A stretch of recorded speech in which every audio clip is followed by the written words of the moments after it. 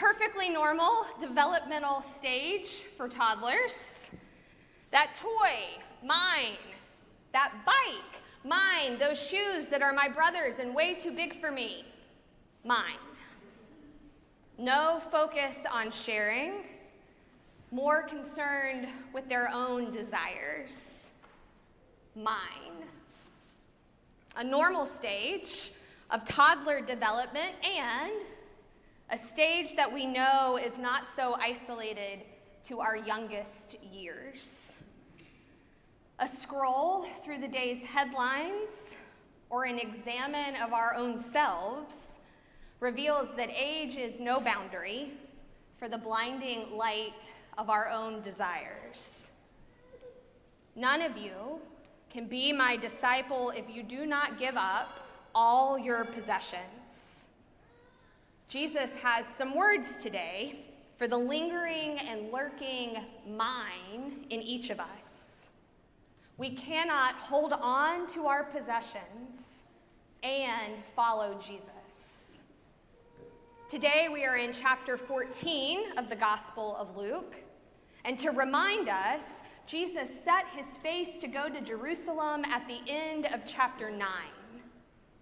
We have been walking with Jesus on this road, on this disciples' trail. And while this journey takes time, nearly half of the full Gospel of Luke, this journey is also urgent and serious. Jesus knows that the disciples' trail is a journey of transformation, an invitation for us, his disciples, to grow into the followers God's creation desperately yearns for us to be. The disciples' trail is disruptive and disorienting. Following Jesus is a full soul, full body, full mind endeavor. Following Jesus requires renunciation and surrender. Walking the disciples' trail requires us to say goodbye, to bid farewell to what is mine. None of you can become my disciple if you do not give up all your possessions. So what is mine? What are our possessions? How do we define ourselves and our worth? As we begin to reflect on that question, we might imagine bank accounts, our home or car, clothes or bags, maybe jewelry, antiques, art, the latest Apple product. When we reflect on what is mine, we tend to gravitate to the tangible. Those commodities which can be bought and sold and have value attached to them for that reason. But the tangible is not an exhaustive list of those things we count as mine. One commentator shares this: in the same way that we can perceive and use things as though they were ultimate and the source of our identity and worth, so it is possible for us to lay claim to relationships as though they were possessions. We can attach our full identity and sense of worth to our relationships just as we can our tangible possessions. I am who I am because I am Ken and Melissa's daughter. I am who I am because I am John, Caroline, and William's sister. I am who I am because I am Matt's wife, and because I am Rowan and Rob's mom. These relationships are mine. This family is mine. Jesus' words on the trail today cut and burn in these tender places.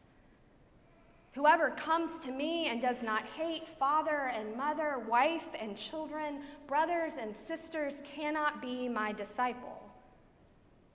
That word hate arrests us. Please, Jesus, do not mess with what is mine. Those closest, most tender things of mine. It is important to remember on this journey of transformation that it is not the Spirit of Jesus to call us to be callous or crass. It is the Spirit of Jesus to always call us beyond the boundaries we would create, to call us to hate, or I appreciate much more the translation that says to love less.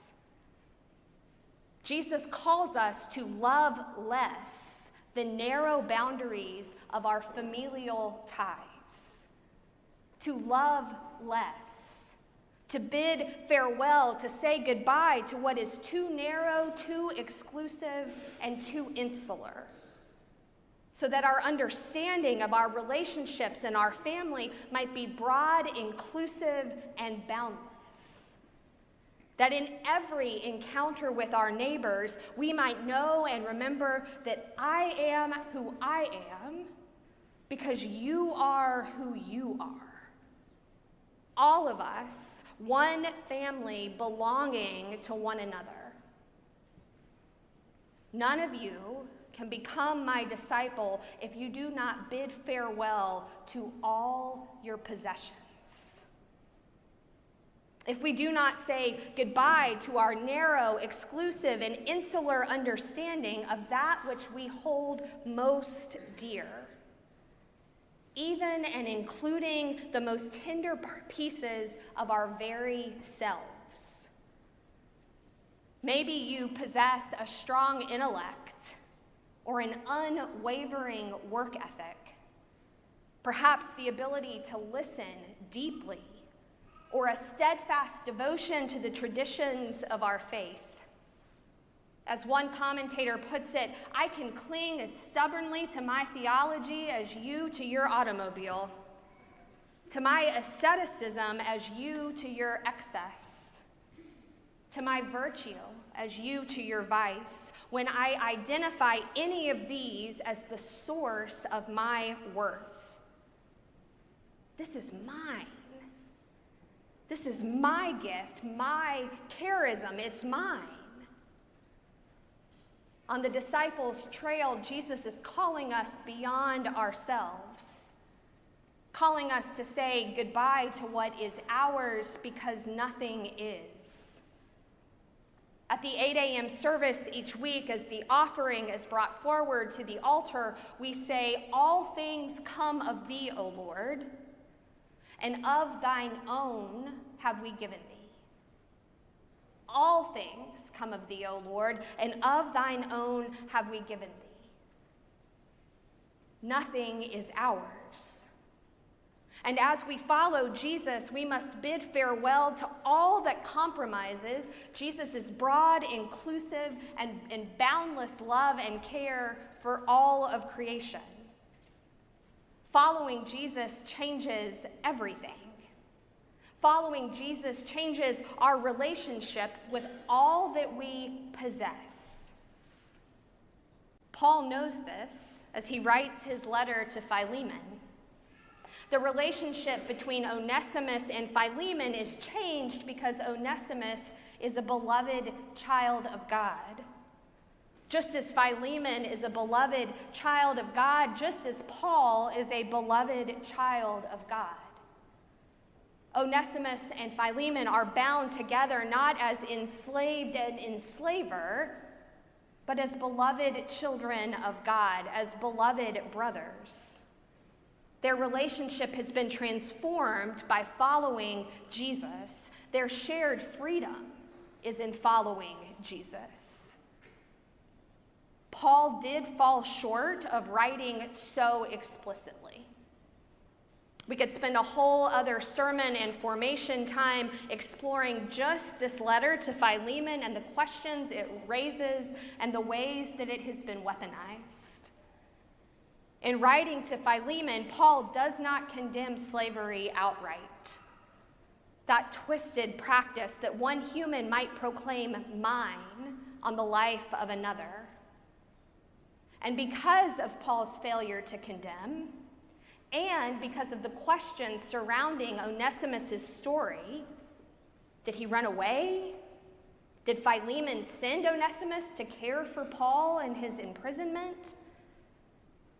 Because of these questions and because of Paul's failure to outright condemn, many pro-slavery Christians and ordained leaders in the church used this very letter to defend the continued enslavement of people in this country. Paul fell short. He fell short of writing or perhaps even imagining a Rome where 30% of the population was not enslaved. Paul fell short. He was still traveling the disciples' trail, still being transformed into the fullness of his belovedness. He fell short. And he knew that the relationship he had with Onesimus and that Philemon had with Onesimus was fundamentally changed because of their shared call to follow Jesus. Paul said goodbye. He bid farewell to what their relationship had been before, and he wrote to Philemon to say so. None of you can become my disciple if you do not give up all your possessions. The disciples' trail is not an easy path. Jesus' words are urgent and serious. Jesus invites our discernment. We have the opportunity to invest in a tower worth building, not just to construct the foundation and then walk away. We have the opportunity to invest in something worth building, and Jesus invites our discernment. Walking this way will be costly. It will demand our full soul, our full body, and our full mind. Jesus calls us to say goodbye, to give up everything. And yet when we do, we will discover abundance. We will know a cross that leads to resurrection. We will be like trees planted by streams of water, bearing fruit in due season, with leaves that do not wither. Flourishing in the abundance of God's broad, inclusive, and boundless love.